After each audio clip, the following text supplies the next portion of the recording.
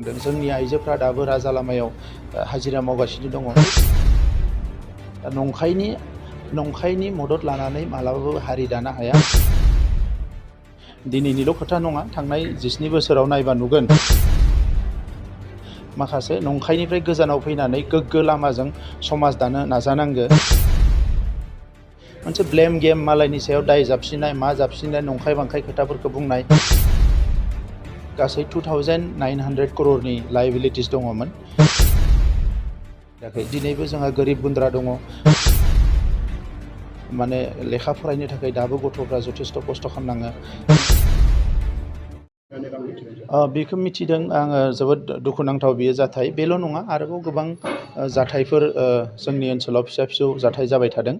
दा बेवहाय जाय दुथां जोंनि ओनसोलनि माखासे लाइमोनफोर, बबे हारिनि बबे मा बेखौ जों मिथिथ'वाखै, नाथाय जायफोर दुथांफ्रा बेफोर हाबायाव आखाइ होदों बिथांमोनखौ आङो बेबायदिनिफ्राय गोजानाव थानो थाखाय खावलायदों। आरो समाजखौ बेबायदि डिस्टार्ब खालामनानै जेबो लाब मोननाय नङा। आरो दानि समाव बेबायदि सिखाव दाखायत खालामनाया जोबोद लासिं सिंनि बाथ्रा।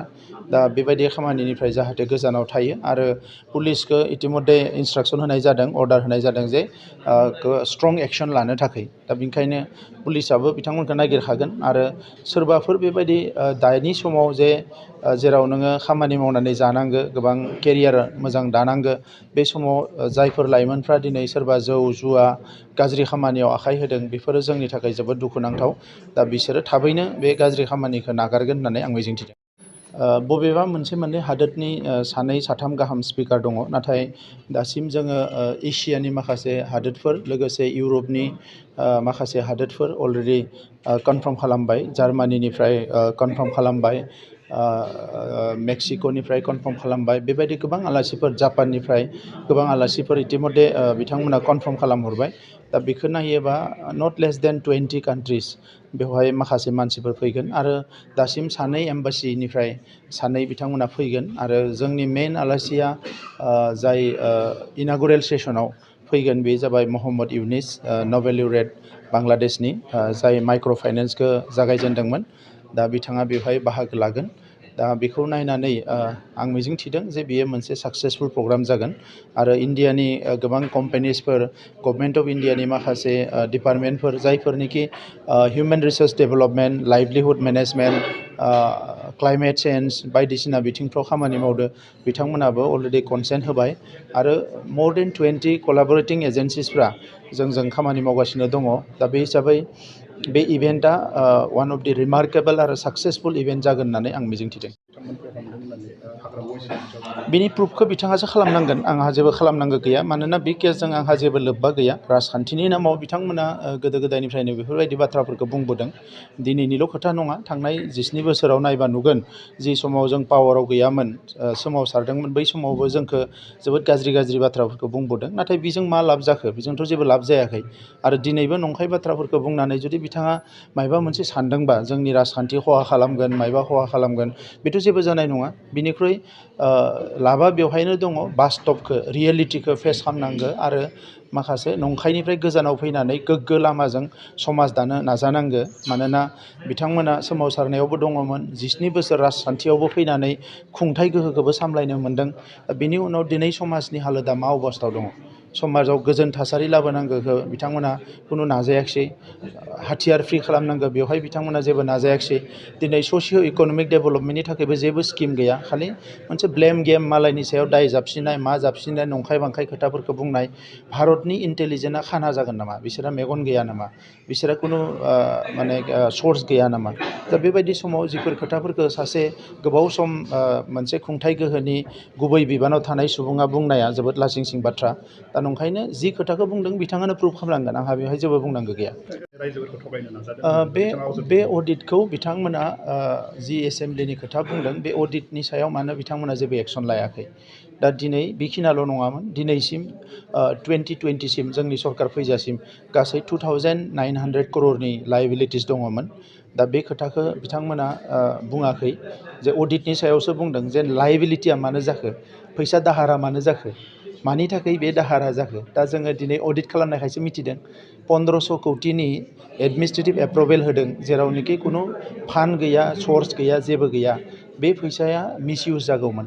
दिनै 2900 क'रनिफ्राय लाबोनानै जोङो 1000आव बेखौ अडिट खालामनानै लाबोनो हाबाय आरो आं मिजिंथिदों जोङो फिजिकेल भेरिफिकेसन खालामनायनि उनाव आरोबाव जोङो खमसे खम 400-500 क'रर थाखाया आरोबाव बेयाव क्लियार जाबावगोन जिफोरनिखि नंखाय अब्ला जोङो दिनै बेखौ जेनुइन जि बिल होनांगौ बियो 500 कौटिसो हयथ' जानो हानाय दा बेनिखायनो मोनसे एचिभमेन्ट बियो आदारवाइज बेवहाय गोबां फल्स बिल दङ बेवहाय गोबां सिडि फान्डनि नामाव जायखौ सिबा नायोमोन बेवहाय गोबां फल्स बिलफोर दङ खुन्दुं कम्बलनि बिलफोर दङ जायफोरनिखि रायजो राजानि थाखाय दिनै खामानि मावनो गोनां फैसाफोरखौ बेवहाय मिसइउज खालामदों दा बेफोरो जोबोद दुखुनांथाव बिथांमोना दाबो रियेलिटिजों फेस खालामनो नागिराखै दिनैबो जोंहा गोरिब गुन्द्रा दङ माने लेखा फरायनो थाखाय दाबो गथ'फ्रा जथेस्थ' खस्थ' खालामनाङो न' बां गारनानै हाजिरा मुजिरा मावनांदों जोंनि आइजोफ्रा दाबो राजा लामायाव हाजिरा मावगासिनो दङ बे 12 बोसोराव बिथांमोना बेफोरखौ जोबोद स्कप मोन्दोंमोन खामानि मावनो थाखाय दा बेफोरखौ मावाखै आरो फारसेथिं गभर्नमेन्टनि थाखाखौ मिसइउज खालामजोब्बाय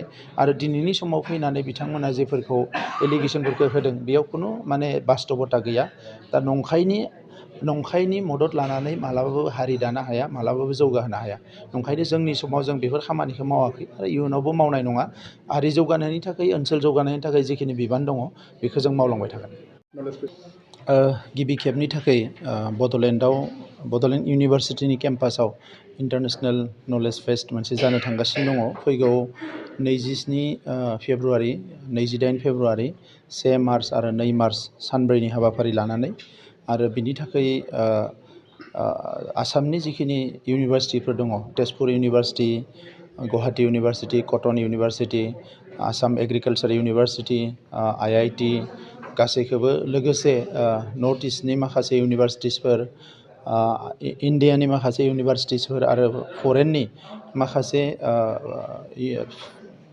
एकाडेमिशियान आरो माखासे गुबुन जि बिभागफोर दङ डिपार्टमेन्टफोर दङ बिनि माखासे लिडार्सफोरखौ लानानै जोङो बेखौ अर्गानाइज खालामदों आरो जायफ्रानोखि गुबुन आयदाफ्राव दिनै टप जानानै दङ जायफ्रा हेड खालामनानै दङ बिसोरखौ लानानै दानि समनि जिखिनि बार्निं इस्युसफोर दङ बेखौ लानानै मेनलि बे नलेज फेस्टखौ लानाय जादों दा बेवहाय बड'लेण्ड इउनिभारसिटि आरो बिनि एफिलिएटेड जिखिनि कलेजफोर गासैखौबो बेवहाय हांख्रायनाय जादों मेनलि बड'लेण्ड इउनिभारसिटिया बेखौ लिड लादों आरो जों बेखौ सापर्ट खालामदों दा आं सानदों बेयो फैबाय थानाय 100 बोसोराव एबा गोलाव समाव जोंनि ओनसोलखौ जौगाहोनो थाखाय बिनि गुबुन बिथिंफोरखौ जौगाहोनो थाखाय जिखिनि पलिसिसफोर दङ जिखिनि आयदाफोर जोंनो नांगौ बे गासैखौबो मोननो थाखाय एबा मोनफुंनो हागोन बे नलेज फेस्टनि गेजेरजों आं बेखौ मिजिंथिदों आरो बेनि थाखायनो बिनि प्रिपारेसना जोबोद फास्ट जागासिनो दङ दासिम 30निख्रुइ बांसिन फरेन आलासिफोरा भिजा अलरेडि बिथांमोना भिजा एप्लाइ खालामनो हाबाय भारतनि एक्सटार्नेल एफेयार्स मिनिस्ट्रिया क्लियार खालामहरबाय दा बेबायदि गोबां खामानिफ्रा सिङाव जौगागासिनो दङ आं मिजिंथिदों जे बे नलेज फेस्टआ जोबोद साक्सेसफुली जाफुंगोन आरो बेखौ लानानै फैबाय थानाय समाव बड'लेण्ड ओनसोलखौ जौगाहोनो थाखाय जोङो माखासे खामानि मावनो हागोन 39 बोसोरनिफ्रायनो देहायारि जोथोननि बिथिङाव बुहुमनि बयजोंबो फोथायजानाय लोगोसे साबसिन आरो रावजोंबो रुजुजायै गोरोन्थि गैयै फिथाइनि रादाय होग्रा एप'ल' डायग्नोस्टिक्सआ नोंथांमोननि साखाथियाव सौफैबाय बे एप'ल' डायग्नोस्टिक सेन्टाराव थैजों सोमोन्दो थानाय गासिबो बेराम COVID-19 बेराम खि हासुदै आरो गुबुन बेरामनि आनजाद खालामनाय जायो नोंथांमोनहाबो आनजाद खालामजाफैनो हागोन थङा जाबाय क'क्राझार टाउननि मालदां बाजारनि साखाथियाव थानाय रिलायन्स पेट्रल पाम्पनि उल्थाथिं रोखायै मिथिनो थाखाय नोंथांमोनहा 6001517103 नाम्बाराव सुलु लानो हागोन एप'ल' डायग्नोस्टिक सेन्टार क'क्राझार